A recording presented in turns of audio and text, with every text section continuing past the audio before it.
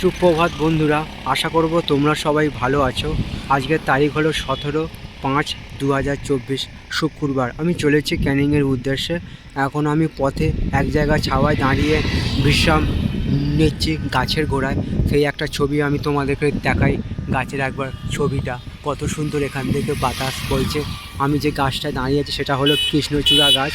তো সামনেই আছে চাষের জমি, দেখো গরু ঘাস খাচ্ছে চাষের জমিতে, পুরো ফাঁকা জমি।